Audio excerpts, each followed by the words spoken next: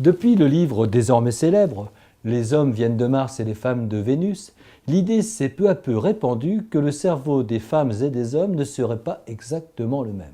À preuve, le fait que la lecture d'une carte routière soit un monde totalement inaccessible aux femmes.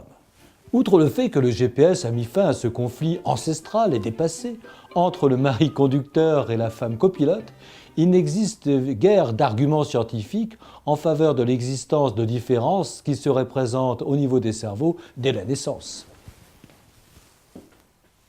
Par contre, deux éléments jouent un rôle fondamental dans notre comportement, notre apprentissage et notre statut hormonal. Pour ce qui concerne nos hormones, mâles ou femelles, il est clair qu'elles déterminent de manière très importante notre humeur, nos réactions, notre agressivité et un certain nombre de mécanismes de régulation de notre organisme. Les difficultés que connaissent les femmes lors de la ménopause en sont une démonstration éclatante. Mais au-delà de ces différences hormonales qui font que nous sommes des hommes ou des femmes, tout le reste au niveau du cerveau résulte de l'apprentissage que nous avons connu depuis l'enfance, voire même du conditionnement dont nous avons été l'objet. Les zones du cerveau qui se développent le plus sont celles qui ont été le plus stimulées. Ceci étant, ce conditionnement est moins marqué qu'auparavant. Les petites filles sont moins contraintes de jouer à la poupée pour préfigurer les futures mamans et les petits garçons de jouer au cow-boy pour devenir de bons soldats.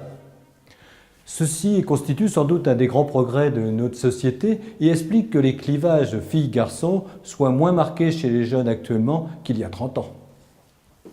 C'est d'ailleurs peut-être cela qui permettra d'aboutir à la vraie parité.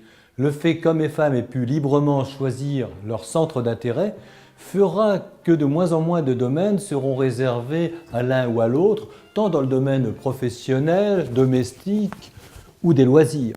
Par contre, pour porter un enfant, cela ne vient pas du cerveau.